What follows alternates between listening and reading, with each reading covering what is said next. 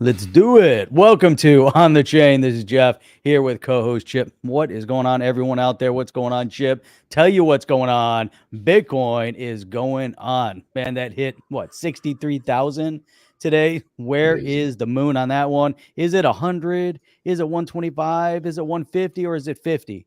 We don't know yet, but I'll tell you what, XRP all-time high in March, question mark. Is it possible that XRP is going to follow the trend of Bitcoin in March of 2024? Are we going to see massive crypto gains in 2024? Is this just a bunch of hype? Is this just a bunch of hyperbole? What is going on with the market, Chip? That's what I want to know. Is it all just FOMO? Is it all just, man, people are getting just fired up, excited. They're fed up with the same old, and they're projecting. But, man, with the excitement of the Bitcoin, man, the markets are going to start looking at Bitcoin. Yeah. Everyone's going to look at Bitcoin. It's going to hit 100, and then the markets are going to go parabolic. Or it's going to go and hit 50, and we're going to be sitting here at the end of March talking about the same thing. But it looks like we have an interesting trend. I'm excited about it, Chip. I'm super excited about it. I love to see my Bitcoin go up. I love it. Love it. All right. That's all we got, guys. We'll see you tomorrow. No, we're going to go right now. We'll see you on the next one. See you on the next one, which is 15 seconds. See you. Welcome to On the Chain. Welcome, everybody. Where you're coming in from, go ahead and drop it in the chat. Also, too, we're super excited. Jeff and I are going to be the MCs of the XRP Gold Coast event happening in Australia just in 22 days away. It's phenomenal. Guys, if you can't make it, which I know many of you can't, you get a day pass. You get not a day pass, the whole event. You can do a virtual one. You can watch it anytime. It's not like you have to be up at 3 in the morning watching it, but you can watch it anytime. You'll see all the sessions. It's going to be fantastic. It's 128. It oscillates between a 125 and 130 depending on the exchange. But still, to get a virtual, I've seen virtual stuff. Even the professional events that you and I attend, Jeff. Sometimes the virtual is like 400, 495 or something like that, and it's not even going to be as good. So also too, I want to ask Steve Willits, are you going to the Gold Coast, man? You better be going to that. Gold. I love connecting with all our Aussie friends, but I wanted to say g'day. I gotta get that down. G'day. There's like that special way you have to say it. You can't say good day. G'day. I don't know if I'm butchering it, Steve. You're gonna have to be there in person. So give it to me, man. Give it to me. But I want to see if you're gonna be there. Look at this from Norway. Oh man, that's on my bucket list. Norway. I really think it's cool. A beautiful country there. I gotta get there, man. But Australia was there too. We're going to hit Australia, so I'm psyched about Australia. Good evening, OTC family. Jim D in the house. Man, everybody's here tonight. This is really great.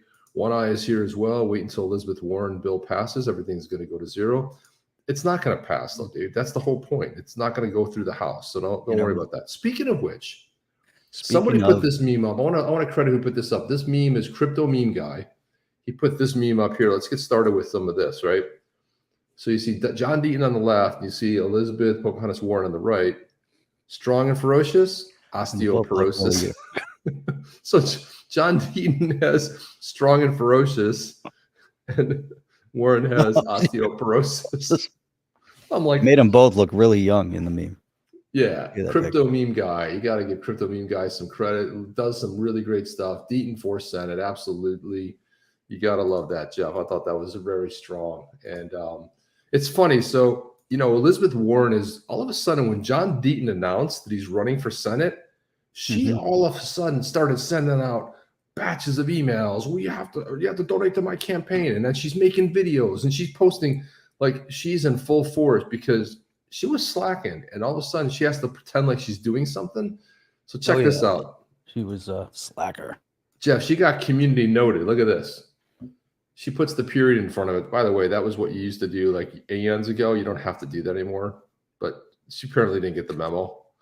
You used to do that like 7 or 8 years ago. But anyway, Wendy's is planning to try out surge pricing. That means you could pay more for your lunch, even if the cost of Wendy's stays exactly the same. It's price gouging, plain and simple. And American families have had enough.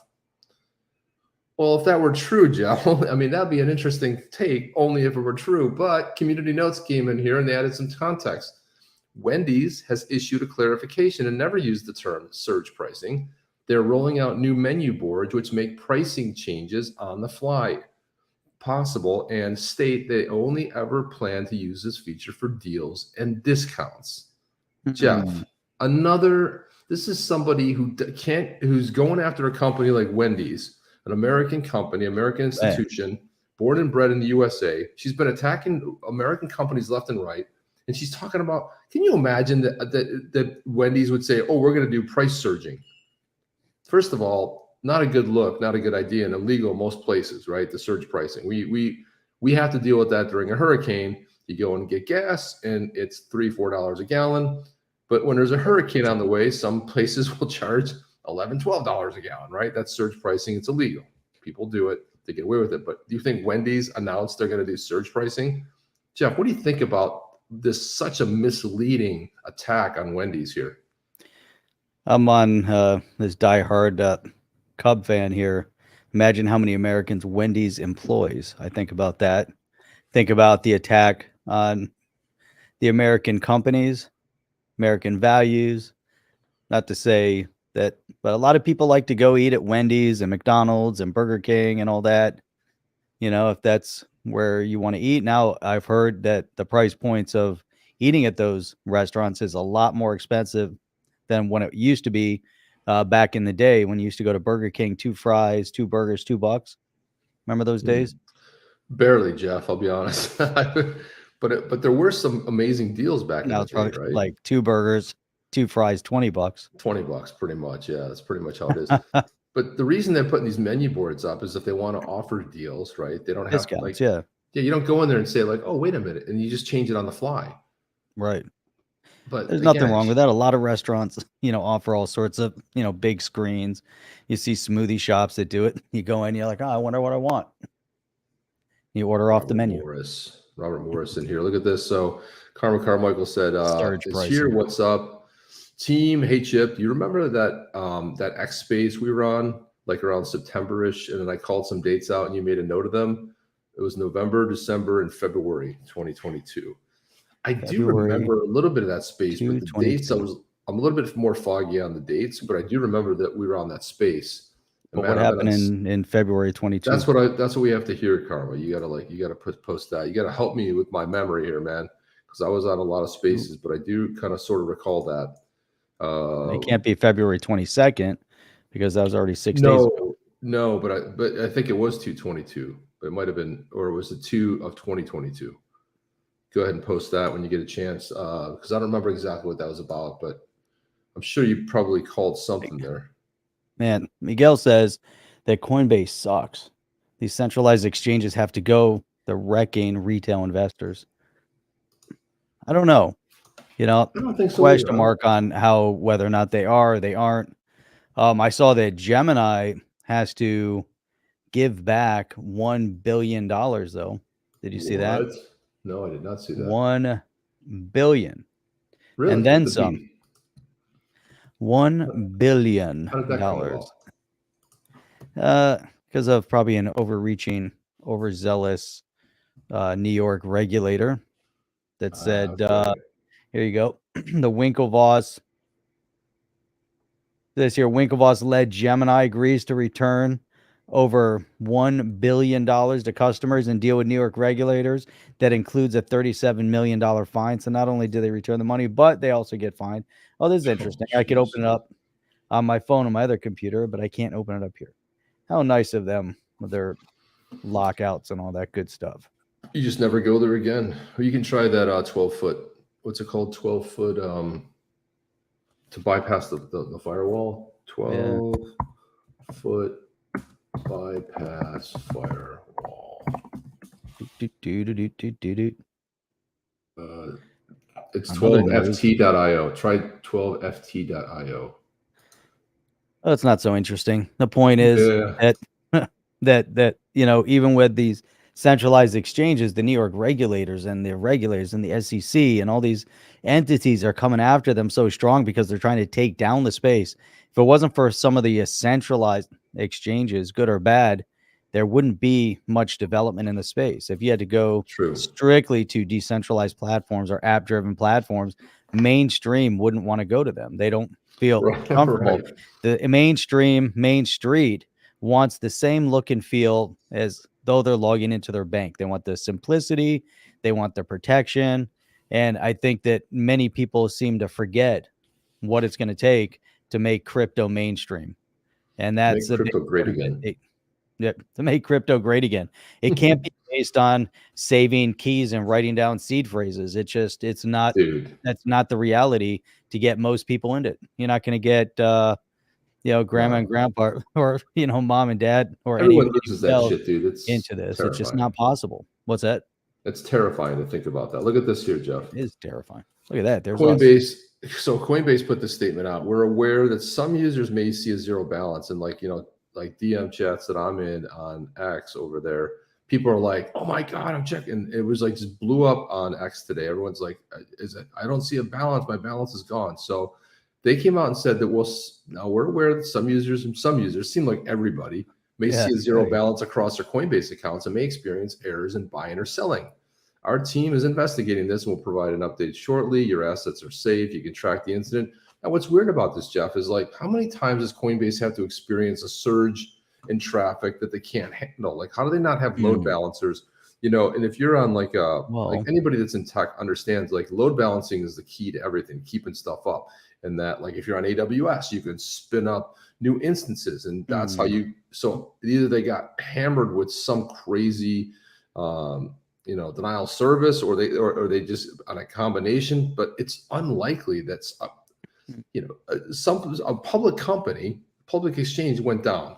But Jeff, here's what's great about that. Do you remember 2017? I do. All-time hot. People were trying to buy on Coinbase. Nobody could sell. And nobody could sell during the fall. There were all sorts of lockouts. Well, if you're that happened on multiple exchanges, though, where you went to buy or sell and you couldn't do it. Look at Kraken, just in, not down. So they're epic trolling of Coinbase, not down. I freaking thought that was funny. I kind of tweeted that out. I laughed and I said, "Coinbase, no comment." It's like, how are you guys down again? But it's Coinbase, and it's regulated by who? The SEC, Jeff. Oh my God, Gary Gensler. Gary Gensler. Are you saying the Gary Gensler? Miguel, I'm sure these centralized exchanges are hand in hand with the regulators to rug pull retail investors, just like the mafia. It's all about the money.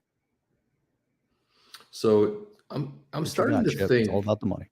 It's always about the money, but I'm starting to think, Jeff, that the more I think about John Deaton running and saying you can't win in a blue state, well, sometimes they're like the stars align and like the perfect storm sort of happens. And look at this story here. So the upscale town of Seaport in Boston is turning an office building into a shelter to house illegals. Residents are fuming. Biden won Massachusetts by 33 points. Biden won Boston by 67 points. Democrats turned Boston into a sanctuary city. Elections have consequences. So I'm not to say that there's going to be a chance there, but I think somebody like a John Deaton has a real chance there. So you see this, we don't have to watch the video, but these residents complaining and angry, like, why is this happening? Yeah, what they get. And I'll say, because you voted for it. You guys were all in there. So that's what every Democrat stands for, sanctuary city. So why are you so shocked? I mean, I don't understand why. If you go back to that narrative, it's really interesting, because if you put that back up there, in this case, they're illegals, but in Venezuela, right, they did the exact same thing. And so Hugo Chavez came out and told people that were living in the poor, poverty-stricken communities, you too can live in the pristine, elite neighborhoods. And what he did was he came and nationalized golf courses and green spaces and parks and things like that, and built tenement housing. So just like the Boston is turning an office building into a shelter in an upscale part of town, it's the exact same concept. It's the exact same thing. What do? They raise crime rates will instinctually go up. They go up significantly. It's no longer safe for those who actually afford to live there, that pay the taxes to live there, that paid for the real estate property. They're the ones getting robbed and mugged whenever they go out. Then the shops start closing. Then it's no longer safe to even go to the store. Then it requires bodyguards to travel anywhere. Even if you want to go to the bank, there's a good chance you're going to be robbed. When you leave your house, you can't take your cell phone, can't take your watch, can't wear your jewelry. This is exactly what Boston voted for. This is what they want. This is what they get. Unfortunately, history and voting and all that has consequences. And when you don't watch what other people do and they try to relive it and repeat history, they're going to get exactly what they get. And hopefully it's not too late. Hopefully you can turn around. The sham of all of it is that these fools in Boston vote for this nonsense, bring people from foreign lands and put them up in these houses to destroy their city. And yet they don't support the homeless in their own town. It's the most asinine. Put the homeless in the city up in office buildings and give them $10,000 on credit cards and help support them and try to raise them up and educate them and see how many of them you can put back into the workforce. Don't bring these potential soldiers that's invading force from who knows where, from who knows what land into these cities. It's not safe for anything. You think Boston is going to be the chosen city for crypto projects? You think crypto projects are going to say, let's see, what city should we go to? Oh, let's go to Boston. You think anyone graduate from MIT is going to look at Boston and say, you know what, I'm going to start my company in Boston. That's where I want to put it. No, they're going to come to Florida, Texas, and they're leaving California in droves. They're going to go to South Carolina. They're going to go to North Carolina.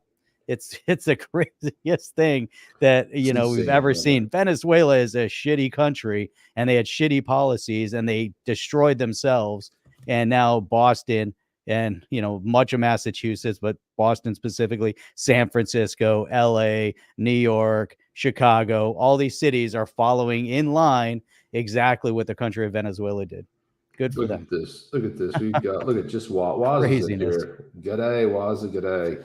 Look at this morning, boys. 23 days to go. Yeah, 23 days from now, we will be drinking beer with Waza. This is going to be phenomenal. And we're also going to be doing a shoey, Jeff. Are you aware of this? We're going to be doing a shoey. I'm not going to be doing a shoey.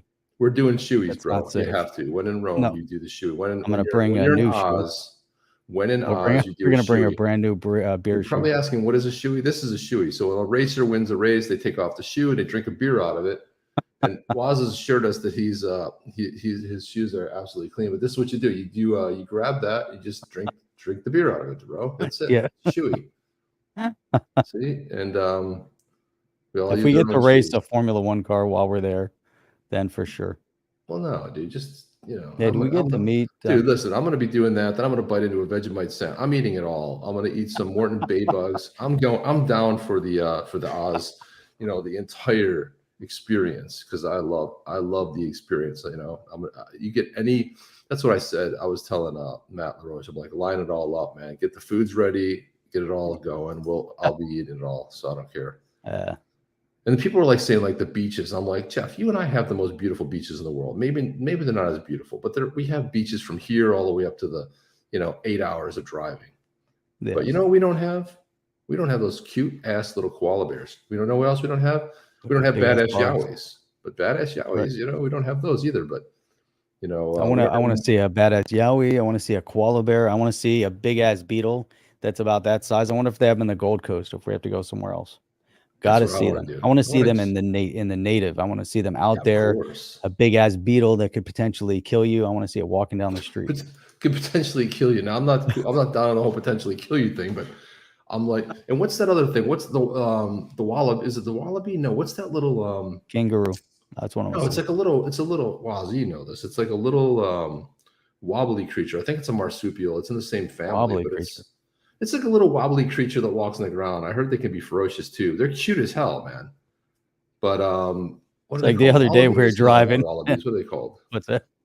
I don't know what a wobbling creature. Like the other day I was driving and I said, and we were talking, I said, the other day I saw this one animal. You said, those animals that run in front of you and you run them over and you always see them on the side of the road.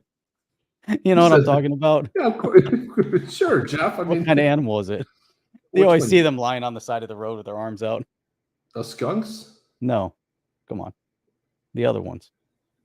Dogs. I mean, You see them all around the neighborhood. Like you'll be driving, you'll be like, "Oh, damn, there's another one."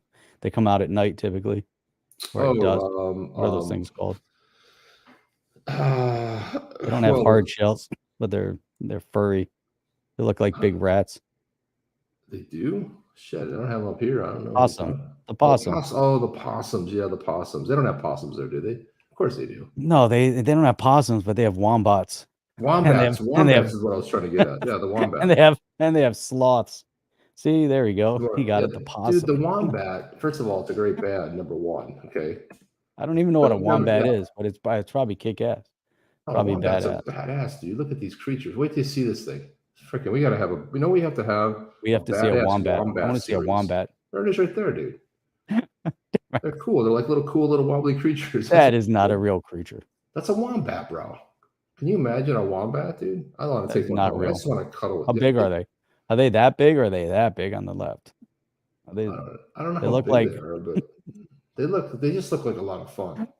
There's a little cute little. Look at he's biting his foot right there. Yeah, until he draws blood and takes you down. I mean, you know. I think they are. I heard they can be ferocious. That's the one that was eating. Look at that. It looks like a little mini donkey. Jeez, look at those claws, bro. Those things he looks all cute and cuddly.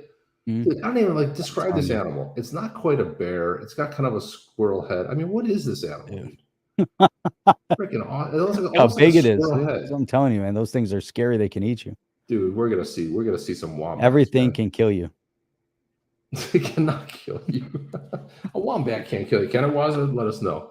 Let us know in the chat. But Gary, look at this. Why is my mic low on volume? What's going on? Look at this one. Gary's a sloth. By the way, sloths are cool. Jim said I'm low. Am I really low? How low? I don't know. I hear you perfectly strong, but I don't even know what volume to turn up at this point.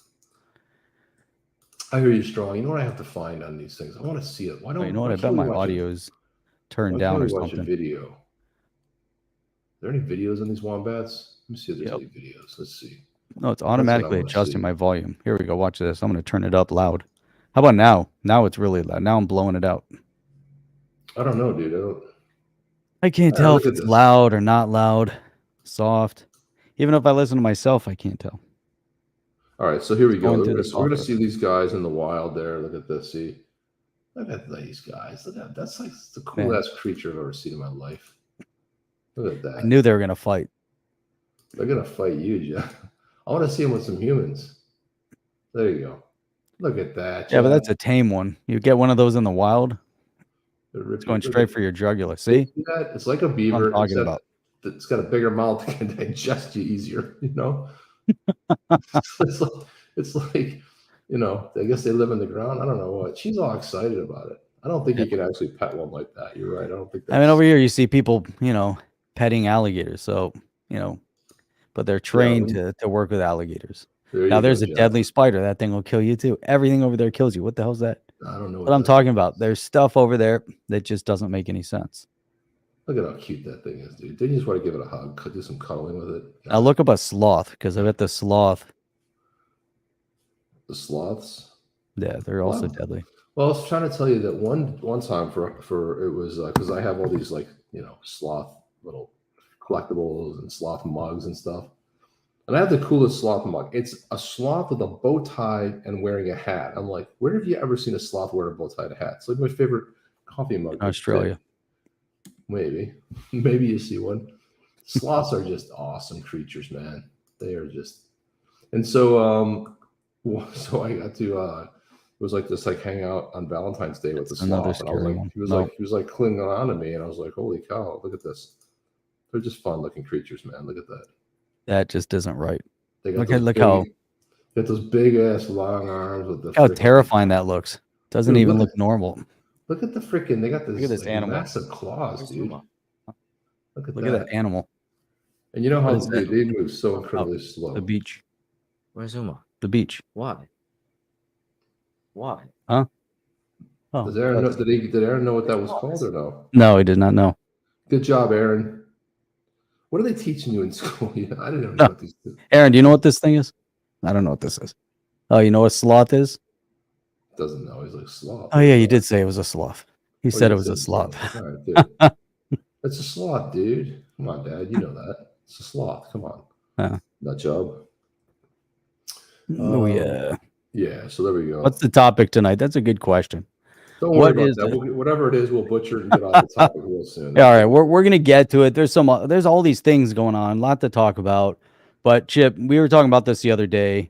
The volume, NFT volume across the board between, ETH, the ERC20s, and now Bitcoin NFTs, and then you have the XRPL NFTs.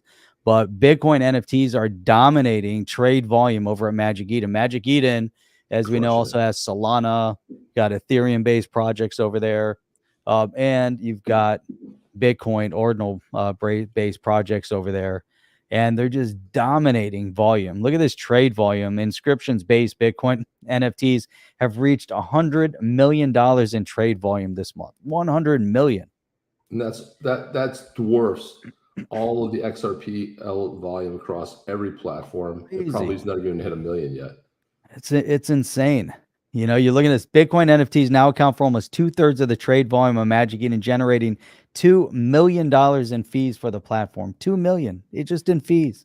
Think about the amount of money they're generating already. Now you think about it, as Bitcoin goes up, more people are like, oh, I got some Bitcoin burning a hole in my pocket, and I want to go buy one of those, cool Bitcoin NFTs. They run over to Magic Eden, and boom, they start collecting some NFTs over there. And look at that. Bored Apes, the most valuable NFT collection by floor price, is now worth $773 million. And that's down. It's been higher. Of course, Punk's over there. $773 million. Look, that's crazy. Look at that. Node Monks is worth $208 million. Their entire collection. $208 million out there just in value. It's insane the amount of money that has been generated right now, but it's all because of Magic Eden. Yeah, Magic Eden, and but the thing about it is very expensive in a sense if you're going to do, because what's different about like a regular NFT has, you basically are storing it somewhere on a blockchain, not a blockchain, but like a storage sort of area, and then what's stored on blockchain is actually the traits and all that kind of stuff. Now, what's interesting about ordinals is which on the Bitcoin, they actually store the actual graphic on the Bitcoin blockchain. The problem with that is when it's $60,000 or $63,000, it's massively expensive just to put one of them over there. If it's 1K, it'll cost you 35 or 40 bucks. Maybe it's 45. Imagine that across 1,000 collection. So you got to pay that up front before you even mint anything. And there's another blockchain or another ordinals project that you're responsible for actually doing the inscription. So if it's more, that's 1K, it'd be cost you 45 bucks. If it's, a 15 or 20K, that's even more. That's why a lot of times you see these bitmap things, because they're. Do you see how much these are? 0.15 of a Bitcoin. What is 0.15 of Bitcoin? Let me see what that is here. 0.15, probably like $8,000. Let's see, 0.15. Let's see, $9,200, Jeff, for that little squiggly thing. Yeah. Look we're at in this. the wrong business. We're on the wrong chain. We are on the wrong. Pull up Solana. Let's see what Solana's look like. Let's see. I don't know. Dude, that looks like some. Oh, because I zoomed like a 7-year-old drew that. I think that's the. Yeah, it's really cool. It's look at that volume. Look at the total volume. 661 Bitcoin. I mean, you think total 5,900 owners. 5,900 owners. Shit, dude. Go ahead and pull up Solana, would you please? Let's see where the go backwards in time. Yeah, just go to Magic Eden and click on Solana up top there. Let's see what this is. See if I can do. Why won't it? Not bringing anything up. Hang on. You're not clicking on the Solana. I'm clicking on it. Nothing's happening. Oh, you're on Solana. Let's scroll down. And I can't. There's nothing. There's no scroll. Oh, wait a minute. This thing popped up. I didn't notice. There we go. Yeah, there you go. There's Solana right there. Look at that. Now look at some of these projects. Look at Mad Libs. 936 Solana. Oh, this is big right now, man. I've got an article on Parcel. Parcel is blowing up. Look at this. Yeah. Look at this, dude. Freaking 23 SOL for this. Yeah, so it's at least 23 grand, right? No, 2300. No, No, it's like 2300 was like 100 something. Not shabby, dude. We We got gotta to get connect our the wallet to our open it. badass chimps over there. We have to get our badass. Look at chimps that, over the there. taker fee, the full. We've got, so in this project here with Parcel's got 3,900 owners, so almost 4,000 owners. So they've got total supply of, I don't understand how you have, oh, that's listed. Available volume. We got to figure out like how many, if they had 7,700, you only have 213 listed for sale. Everybody else is holding. Floor price at 23. 24-hour volume is 12,000, almost 13,000 Solana. That's a huge number for 24-hour Look volume. at this right here. So It's here crazy. it is right here. The Solana real estate project Parcel set for 160 million airdrop in April. In April, yeah. So man, huge. Yeah, Solana-based real estate trading platform confirmed that user earned points will convert to tokens in April. So they're rolling out a token. The airdrop farmers could potentially earn 160 million if Parcel trades at the $2 that it currently trades at on pre-markets. And so one strategy on Parcel lets homeowners hedge against potential declines in their property value. Now, this is a really interesting sort of a use case and utility. Incredible, man. I mean, like what I see is going over there, like this is like game changing. And what's funny is it's not happening. You know, the craze started over there on, you know, Ethereum based platforms, right? OpenSea. And now we've seen the big shift. I mean, it's only been a little over a year since the Bitcoin chain has been trading a year, and they've done $500 million. I mean, it's insane. So it's sick. It's exciting. So the kind of stuff that Jeff and I, you know, we talk about and craziness. I don't know, Jeff. I mean, like, why not our badass chimps? I think we're gonna have to go launch on Solana, man. I think so. As we've been looking and looking and looking. I mean, I don't see trying to establish utility for the badass Yetis. I mean, where else would we go? You know, I mean, it's like it's gonna be Solana. So let's show some of these bad boys over there, like our creation here. Let's show some of our creation. But hang on a second. I have to look at that guy. That's kick ass. Yeah, so we've got this. Look at this. Let's fly through them. Look at this shit. Some good stuff right there. Look at that. Man. Huh? It's my favorite one. That's awesome right there. Look at that beanie cap right there. Blue eyes. Those are coming to Solana soon. These are freedom fighters, bro. They're fighting for freedom. Look at that. Got the cool thing. Got some astronaut outfits on these guys. Bro's tipping back a tequila sunrise there. I don't know what the hell that is.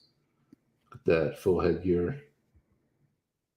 Come on, man. This is as cool as any of that shit up there. Let's go. Kick ass. Kick ass. Let's go, man. Look at that right there. Hoodies. Different expressions, different eyes, clothes. Man. Look at that. There's a big one. I like that. Yep. Yeah, baby. Look at this shit. Look at that hair, bro. The astronaut outfit on. Let's go. Thanks a lot. Look at this one here. No skin, bro. Huh. That's very cool. No skin. He's got the big one. This is what I call.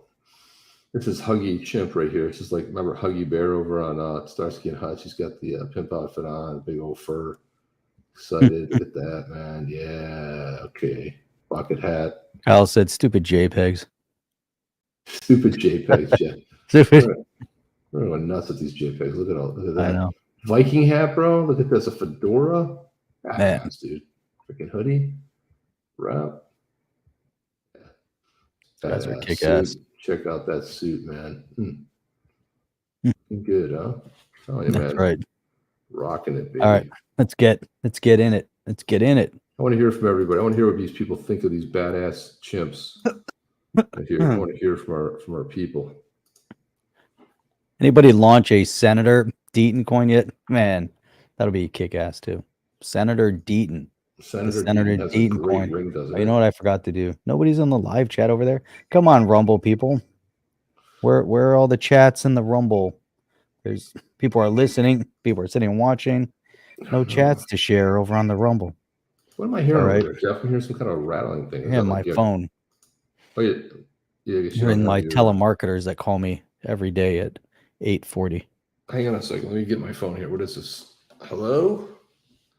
Nope, I don't need an extended car warranty, but thanks. It's like every freaking call, man.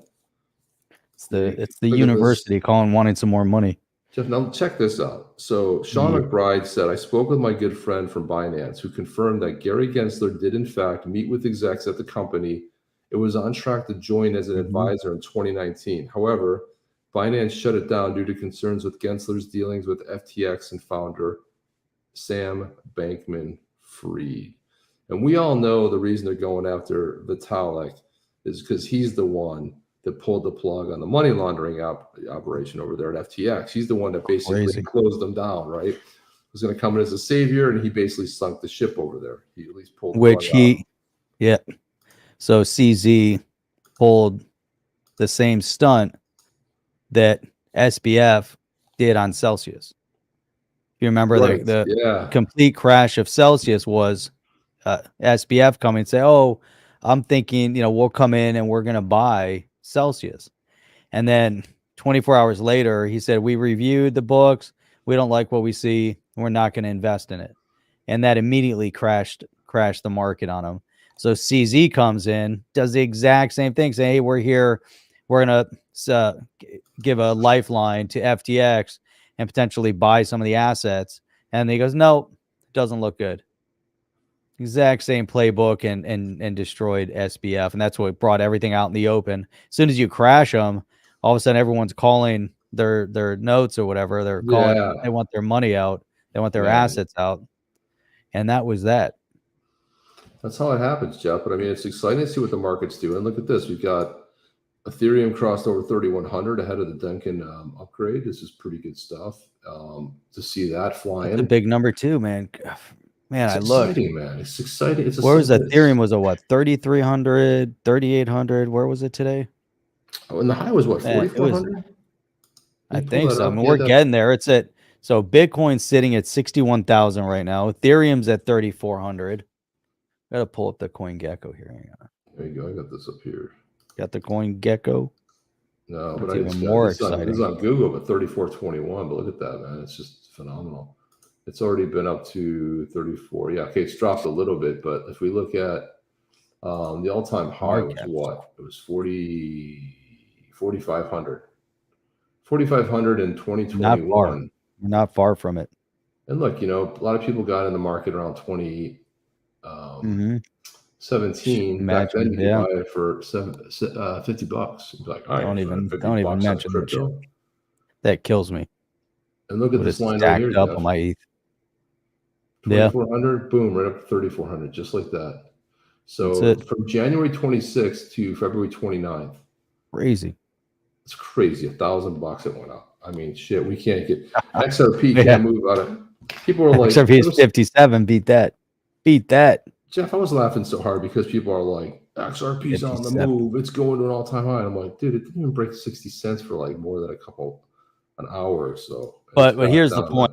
So here's the point. So Bitcoin is for the last 7 days up 19%, for the past 7.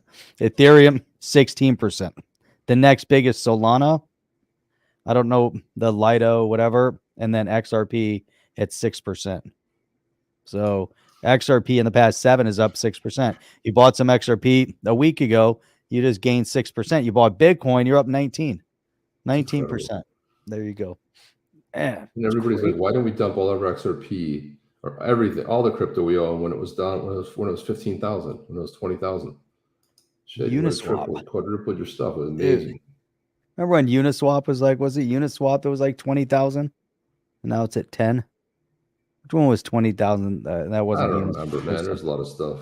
Anyway, Steve Willis wants to know if there's a link between Sam Bankman-Fried and Pocahontas. I'm sure there is. Could be. They're buddies. There very well could be, Jeff. This is the only one I'm talking about right here. I'm dumping all my assets, going into the SHIB chip. You got to go to the SHIB. What about the Doge? Doge has been down, which is weird in this market. Doge has been dropping. Look at this 3.7% gains right there. Look at that. Man, this was at 0.7 not that long ago. Now it's at 1.1. Imagine you get up there, you erase another zero. That's exciting. Look at these gains. Look at that 30-day gain at 27%. This is on par right now. 14 days on par with Bitcoin. Man, you're doing better if you bought SHIB. 22% gains in the past week. All green. Yeah. Look at that green. Green as far as the eye can see. Elian has a good point here, though, That's Jeff. exciting. He says if he sells any of his XRP, the moment you do it, it'll go up. Well, that's exactly what happens. That's why. That's why you just like, you know what, set it and forget it, because you'll be Pretend you anytime don't I'm have trying it. to maneuver stuff and had the brightest idea, I got crushed and hurt. But Yeah. this is what's exciting right here. So the Axelar network, Ripple Axelar. and This is Axel pretty cool. Foundation are supporting a pioneering step forward for the XRP ledger. So Axelar network will be able to integrate to the XRPL, enabling secure and efficient transfer of assets across 55 plus connected blockchains, leveraging GMP for advanced RWA and DeFi capabilities on the XRPL, and then enhancing the entire blockchain ecosystem through cross-chain scalability. Now, this is massive. So I think it's massive going from the XRPL and out, but will there be the adoption the other way? But still, it opens it up to so much possibility. Axelar's security approach is founded on permissionless proof of stake and risk mitigation layers like validator policies and contract transfer limits. The XRPL integrates in the secure infrastructure via a multi-sig with the 32 Axelar validators signing transactions to and from the XRPL. And then the shift will drive innovation, particularly in DeFi. I think DeFi is what everybody's really wanting to do, because this is DeFi is how you are able to, earn and make, do better with your holdings, and could help lead to a more interconnected and accessible blockchain ecosystem. Said Joel Katz, the Axelar, it says connecting the XRP demonstrates Axelar's market-leading ability to integrate diverse consensus mechanisms into seamless user experiences that scale anywhere. And that was made by Georgios Lachos. XRPL Axelar integration set to launch in May. Pretty cool, man. This is exciting stuff. Like, this is the kind of innovation that we need that's coming to the XRPL, right? And this is prime What stuff. What are they going to do? What are they going to do? What are they going to do? What is who going to do? I don't know. What are they going to do? We got Shido. Check out the Shido network. Build without limits. Shido combines interoperability, without limits, development power of EVM and WASM. I've never heard more without limits. That's like on everyone's website. We have no limits. We have no limit. Shido is a leading layer 1 proof of stake network with superior TTF and infinite scalability. Shido is permissionless and seamlessly interoperable between Cosmos, EVM, and WASM. Built on the lightning fast Tendermint, it enables developers to choose environment. You can choose your brothers, choose Jiff. You just never know. I saw that commercial over here on Flare. Flare's getting exciting too at 4 cents. 0% gain. Look at that. Boom. What? It's almost at 5 right Look at this shit, though. Look at this shit with Flare, though. 30 days, it's up 109%. 109% in 30 days. Talk about you want to sell your XRP, sell whatever your holdings are. Be like, I should have put it all into Flare. 109%. 14 days, 44%.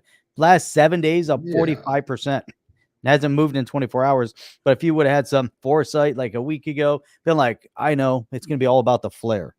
Man, 45% gains right there. How do you know? How do you know? It's all FOMO. It's all FOMO. What's moving the markets right now? What is moving the markets? Why is it getting crazy like this? $1.6 billion market cap for the Flare. Listen, Flare, you and I we've been, bullish on Flare since the very beginning. A lot of people were down. And listen, especially if you get something for nothing, or what are you complaining about? Shut your mouth. I mean, people are like, SGB and Songbird. I didn't get my Songbird. Coinbase went to it. Who cares? See that, Elion? I started buying Flare 30 days ago. Boom. Look at you with your 30-day 109% gains. Look at that. That's what. Damn. SHX. Oh, no, dude. Robert Morris said he sent his wrapped Flare to Uphold on accident, and it's all gone. Oh, no. Oh. Dude. Just like that, and you can't get it back? No, because it was wrapped. There's no way to retract? What's that? It's wrapped. What does that mean? You can't get it back? No, you sent wrapped flare. You didn't send regular flare. Mm. That's a Oh. bummer, dude. Whales. How about moved the my market too. Celsius flare? That's what I want to know. Where's my Celsius flare? You never got that either. Weren't they supposed to do something about Not that? gonna get it. Yeah, but you know how that works. So I did get Bitcoin and Ethereum. Not quite enough, but I got it. Jeff, I got do you 1/7 remember? of my Bitcoin holding. Do you remember this? Yeah. Well, that was last year at ETH Denver, right? So there was somebody told it. That's where we got that little soundbite from. Now, interestingly Now they're enough, back and they did the same thing. no, I don't think so. I honestly don't think they were allowed back. But they did some goofy song. I'm like, that. Whatever you do, don't do stuff that's going to be on video forever, and you're going to forever hate yourself for doing it. But Phil Kwok sat down with David Schwartz. There's an XRPL zone out there, and XRP.cafe is there, which is pretty cool. There's a bunch of different folks out there, which is nice to see that there's actually an XRPL zone at ETH Denver. So he said, I sat down with the blockchain legend 20 years before Satoshi Nakamoto created Bitcoin. He earned his first patent for a distributed computer network. But don't worry, David Schwartz is not Satoshi. Probably not. In 2002, in 2012, he co-created the XRPL, later joining forces to lead Ripple. And in 2018, Forbes called him its $1 trillion man. His name, of course, David Schwartz, otherwise known as Joel Katz on X. And today I opened up an XRP Ledger Zone in Denver with him in a seminal fireside chat, talked about blockchain, AI, real world assets, DID, and much more. An absolutely eye-opening 40 minutes of visionary thinking from one of the earliest people in blockchain and distributed networks, truly inspiring with a ton of key takeaways. My biggest takeaway in life, beware of false choices, where you're presented with a choice between two things. It's often not an either or, rather ask, why can't I have both? Understanding this can make all the difference. To everyone who came, I hope you enjoy the day. To everybody else, screw yourself. No, it didn't say this. The recording will be out soon. So looking forward to that. But that looks like a really interesting talk. I know that look at that kick-ass stage. Hamilton was there. He was tweeting about this. Look at that screen. That was a cool screen. Isn't it? I like the screen. Yeah, it's pretty badass. How they made that. So I'm waiting for the recording too. It'd be nice to actually see the recording and see what's going down with it. But see if it's for real. I thought that was pretty cool. I would love to see this recording and maybe we could pull some sound bites out of it. But you know, there's got to be. you go to an ETH conference and there you are with 40 minutes of legend David Schwartz talking. How amazing is that? That's something you wouldn't expect at an ETH conference. At least I wouldn't expect it, but expect the unexpected, Jeff. That's what they sometimes. So, when's the time to double down on SHIB? That's what I want to know. I want to double down on SHIB. Never. I double down today. So, what else we got here? This is by $2.3 trillion market cap. That's where we're at. 2.3. That's pretty sweet, isn't it? When you think about it. 2.3. It's up 6%. Look at that trade volume. Trade volume is going crazy right now. All because of what? What's leading the market right now? What kind Bitcoin, of baby. FOMO? Oh, so where's the other one? Here's the Bitcoin. Yep, it's Bitcoin. It's all about the Bitcoin. But here's this one. I'll tell you what. You know who's making some gains? Who is it, Jeff? Making some big gains right now? Who is it? Take a guess. Who do you think has made some large gains in Bitcoin over the past couple days? Oh, Sailor. There you go. Look at that. Who tells everybody not to sell your Bitcoin? It's great when you're a multimillionaire and you're sitting around buying more Bitcoin. $700 million in gains in the last 3 days. And remember, they called him crazy, Jeff. They called him a nut job. They called him insane. And meanwhile, he'll be the single biggest holder of Bitcoin ever. Insane. He still owns 12% of MicroStrategy, not 12% of Bitcoin. But the one thing we can count as is Bitcoin going forward in 2024. That's what he said in December. But and the guy's smart. It's good. Don't sell it. Never sell your Bitcoin. I'm like, dude. Okay. Never. If you It's get, his if you're a treasury. billionaire, okay, Look that's how many cool. he owns. Look, 17,732 Bitcoin. He's Personal double, triple, ownership. quadruple down, man. You got, I mean, you know Personal. what? He went against the grain, dude, and he won. Look at Bukele. Bukele's break even was around Crazy. 28 to 30,000, right? Bukele down in Yeah. El Salvador over there. And now it's 60,000. He's more than doubled his holdings, and they called him crazy. Remember the World Bank? Everybody's trying to like sabotage him. Look who had the last laugh. Oh, He the took all the guy's criminals, he's locked them awesome. up. Yep. Now it went from being like one of the third worst countries in the world to like one of the third best countries and safest countries to live. There's a path forward. They don't want you to know about it because the elites want to stop it, but there's a path forward. And don't kid yourself if you don't think that decentralization is a threat to all of these elites and the governments, because once people, and you know, you can't stop that train once it's rolling. You can't put the genie back in the bottle. It's just a matter. You can fight, but at some point, the first time they laugh at you, then they ignore you, then they fight you, then you win. Yeah. But who's going to dispute this, man? He had 2.27 billion last week. Now he's almost get 3 billion in value. What's crazy? What's he owns 17,000. What's crazy is MicroStrategy has 193,000 Bitcoins worth close to $12 billion. Talk about a sustainable treasury. His treasury is so solid, it's better than gold. Jeff, you think he has like the little ledgers like locked up in a safe at home? He has a whole bunch. He's the only one. He's the only one with the code. Only one with the keys. He only has the keys to it, right? The keys. I'm sure he's got it in a freaking cold storage vault that, you know, that he has no. Yeah, it's gonna be somewhere where he can get access to it. You lost your keys. Be easy. You lost it. You're like, oh, I forgot my password to the hard drive, man. $12 billion down the tube. You're done. There's got to be multi-sig, all kinds. Heck just happened. I don't know. You like scrolled or something. I don't know. We got 50,000 ads to go through. There we Holy cow! There you go. Look at that. Michael Saylor looks unhappy though. Every time I see him in an interview, he looks angry, and I'm like, dude, why are you angry? You're like one of the richest guys off of one of the biggest. People go like, oh, a guy went to Vegas and he bet it all on red. Okay, dude, this guy was like a salmon swimming upstream where everyone's calling him names and a jerk, and you're stupid and you don't know what you're doing. Who's laughing now? But if I was him, I'd be partying, man. I'd be laughing my ass off. I'd have a drink in my hand. I'd have like, you know, I would just be enjoying life. And he always looks mad. He looks angry in these interviews. I don't understand why is he angry? Did he lose did he lose one of the keys, or what's going on with him?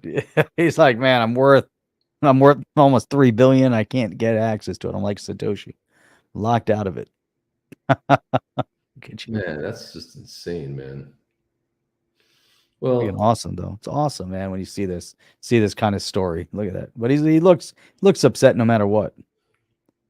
And when he's giving his speech, always capture him in that moment. He looks mad. He's always angry. He's like, dude, you bet it all and you won. God bless you, man.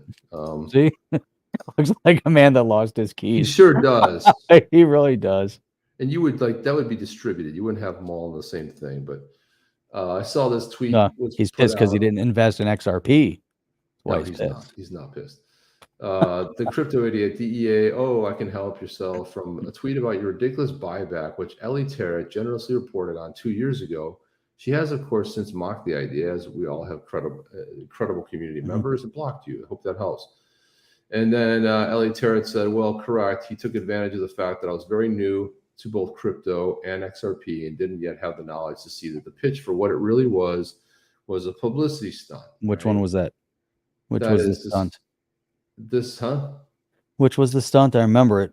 But what was it? The buyback. It's going to be 20 million. Oh, yeah. No, it's going to be 70,265 per token, which who's going to, I mean, yeah, you have an escrow that's worth 45 billion XRP. And so don't worry, but some crazy fun unknown entity is going to buy it back for 57,600.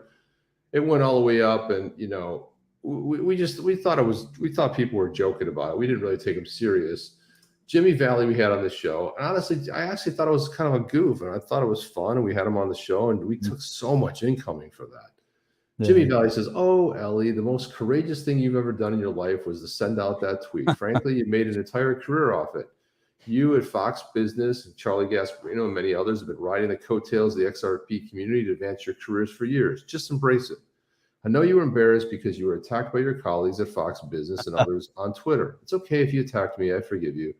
If everyone here knew how much detailed information I've given you and your Main Street media colleagues, they would be aghast. Aghast, Jeff. And at the end of the day, after all these years, after ETH dams breaking in Germany, the question remains the same. Will you report? Much love to Ellie Tarrant. There'll be another time when you understand and we're good friends. I don't know what that's all about, Jeff. That sounds a crazy time. And then Ellie came back with this. She said, is this guy for real? I mean, I attacked him because I said his ridiculous XRP buyback for $37,000 per token pitched to me 2 years ago with a publicity stunt. And my Fox Business colleagues and others on Twitter have attacked me. Well, that's news to me. God, give me strength. So, I mean, they're attacking Ellie. And I think, I don't think Jimmy's doing it I think he's having a little bit of fun with it. I mean, listen, if you don't think there was any of us here right now, if somebody knocked on our door and like you're like someone's, hitting you in the back, you're like, hey, I'm doing a show, doing the podcast. What is it? Oh, hang on a second. Just then, Jeff, 37,000 per XRP. Dude, I am jumping up and down the street. I'm ringing all the doorbells. I'm taking my car and I'm crashing it into a wall just for fun. But the likelihood not of that, happening. Jeff, it's not happening. Can we get beyond $1 50 or 60 cents? Can we get to $1 first? Please. When we get to $1 and start moving towards all-time highs, it's exciting. So, but Evan just came in. He said, "Are we back to $5 clickbait?" I'll tell you what, we're not back to. Oh, wait a minute, we did put that in the thumbnail. It was kind of funny.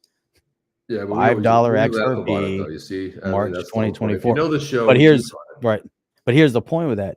If Bitcoin keeps going in the trajectory that it's going in, 20% gains, over the past 30. But then if it keeps growing, if it can hit even 70,000, 75,000, where it's at right now, maybe it goes to 80,000. Maybe it pulls back to 50. We don't know. But let's say it does move in the next month or so to 100. Let's say it hits 100,000.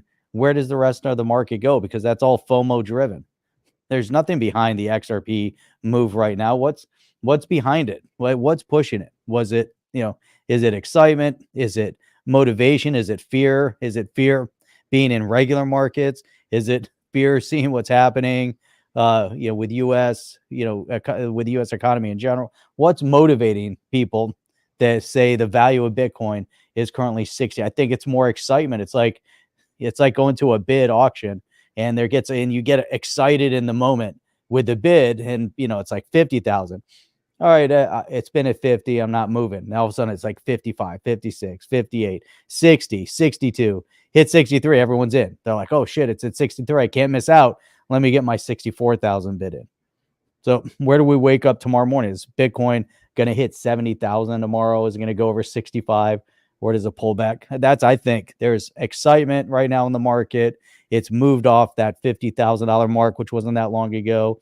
Even if Doge and SHIB and all those meme-based coins are moving, XRP is 57 cents. There you go. It's stable. That's the thing with XRP, Chip. It's the most stable coin. It takes a lot to move it off its point. It's more stable than it hit that 57 cent point. It's going to be in there for a long time. Months will be there. What are we going to do? But anyway, we got to get out of here. That's all the time we have. I got to run and do something real quick and all that stuff. But guys, love hanging out with you. We will be there. Hopefully you guys will be watching us virtually. If you can't be there, I mean, what the hell? Where's that? Where are we going to be? We're going to be in Australia at the XRP Gold Coast on the 20. What is it? 20. I never can think of the dates, Jeff. I don't know. It's third week of March. Get a ticket. Evan. Yeah, Evan. Thanks for stopping by, Evan. Evan says, "I'll believe it when I see it." I'm like, you and me both. I mean, I'll believe it. At this point, if I see it, I'm believing it. We were at $1.92 like a year ago, a year and a half, and it was like, dude, we can't even break 60 cents for more than an hour. I mean, come on now, what's up, man? We were at $1.20 in 2020. We were I remember we were 192, and all my friends were FOMOing, and then they were mad because it went down to like 60 cents. So I'm like, dude, I told you to buy it. They were 17, 18 cents. What do you want from me? What the hell? When Bitcoin went down to like 15,000, I was like, oh, I'm buying Bitcoin. Dude, you know it's going back up. Right. Yeah, that's true. There is an upside. Going anywhere. That is the because you never sell it. You're never selling it. You're gonna hold on to it forever. You get a tax break. XRP. 10 years from now, yeah, Bitcoins will be at $1 million and we'll be at XRP. Where are we hitting 58 cents? Yeah, what's going on? That's crazy. Anyway, guys, love having you guys here. Mo Meta Media. Scotty, what's going on? See you at what's the WI, Chip? Wave of Innovation. All those. Wave of Innovation is the group putting it on, but it's actually called the XRP Gold Coast. Gold it's called. Coast. Yeah. Do we have anything to show people? Show off where we're going to be? Well, we're going to be there. Right, be there or be square. Yeah, just go to XRP. Just type in XRP Gold Coast. You'll get the site, or you can type XRP Gold Coast. Try it again. XRP. Let me try it again. XRP. We'll be here all night, Jeff. You're not going to try it again. You can't try it again. Gold Coast. There it is, buddy. There it is. I'm going to pop it in there, guys. Gold Coast 2024, not just any Gold Coast. Let's see what the ticket prices are up to on the 2-day virtuals of 128. Come on, man. I want to drop that in there, guys. I want to see a couple people pick that up. Come on, come hang with us. You're going to enjoy it. We're going to have a great time. Popping it in there right now, baby. There it is. Hey, Jeff and I are going to try to bring who's emceeing it? Are we emceeing this thing? Are we emceeing this thing? We are emceeing it, Jeff. Man, that's crazy. Now, look what's cool about the 2-day virtual pass, Jeff. Yeah. Hey, they left me off the picture. Includes the speaker sessions, there we go. Fireside chats, builder series. You can watch playback anytime. Win 1 of 25 John Deaton signed books. That'll be a draw. What? Win 1 of 3 Crypto Eddie Patreon memberships for a whole year. And she posts really cool stuff. Like she'll post like stuff that she doesn't even post. So you get a heads up on a lot of cool stuff. Automatic entry on purchase. So you purchase it, you don't have to enter anything. It's already entered, and then you can do that. But that's going to be awesome. 2-day, phenomenal. So, and we're looking forward to seeing Scotty, man. It's going to be so cool to hang with Scotty. Oh, yeah. Man, what a great time it's going to be. What a great freaking time. So anyway, we got to get out of here, guys. We got to get out. Yeah, we'll be here on the next one. We got to get on the next one. Please. If it's the last thing we'll ever do. XRP to 75 cents when Bitcoin hits 100,000 by end of week. No, it'll still be at 56 cents, so don't worry about that. Don't worry your pretty little face about it. Don't worry. One day it will blow. Bitcoin has to exceed its all-time high. It'll melt faces. Which we're getting close. It'll melt getting close to Bitcoin all-time highs. And then that's it. The rest is history. The rest is history, as they say, Jeff. And you know what else is history? You and I. We're out of here. I mean, we're out of here. See you on the next one. See you guys. See you guys. Come on, say that with a little more enthusiasm, just like we're out of here. See you on the next one. We're out of here, dude. It's like, yeah, see you on the next one. See you on the next one. Boy, Jeff, look at that. Play that again. Look at that freaking hair I got. What's going on? Look at that. Let's see the same. You're like. I was like, what is that? That's the one thing I've seen like over the 4 years of doing the show, like the evolution of my hair. Yours is exactly the same. Mine's exactly the same. It doesn't change. Mine's short. It's crazy. It's exactly the same. That's how it works. That's how it works, baby. How it goes. Thank you, and good night. Good night. We'll see you Saturday morning, 8 a.m. Eastern Standard Time. 8 a.m. Eastern Standard Time, Saturday morning. Sunday, 8 p.m. Eastern Standard Time. Back at it again Wednesday, 8 p.m. Eastern Standard Time. Repeat. See you guys in Australia for the WOI, World of Innovation. Is that what it is? The World? No. No.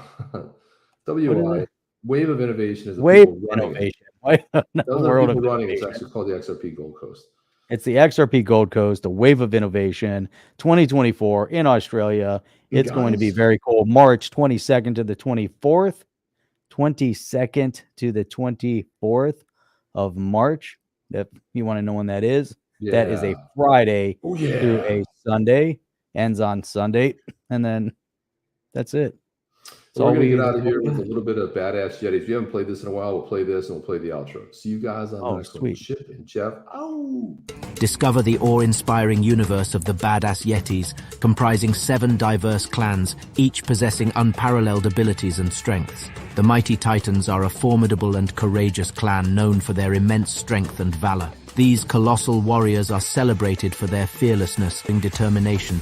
The Pathfinders, cute, cuddly, but deadly. Expert hunters and trackers, they navigate mountains with ease. They'll find you if you hide. Trust me, it's best if they don't see you. The Templars are spiritual and wise, deeply understanding the spiritual forces that shape their world. They believe themselves to be the defenders of just and righteousness. The superior craftsmanship of the Frostbeards enables them to produce intricate tools and weapons using the limited resources available in their surroundings. The Shiverspine clan is the most terrifying of the 7 clans, known for their exceptional agility and stealth and ability to move silently and quickly through the snow and ice. With their telekinetic and intellectual prowess, mentalists excel as powerful foes and sought-after allies due to their ability to mentally manipulate the world around them. The Spirit Walkers attune themselves to the earth, animals, and the unseen spirit world. Their exceptional communication skills enable them to connect with the spirits of the land and draw upon their force.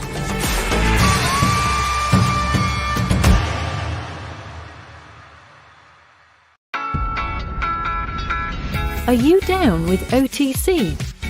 Please like, subscribe, and click the bell to be notified when the next video drops.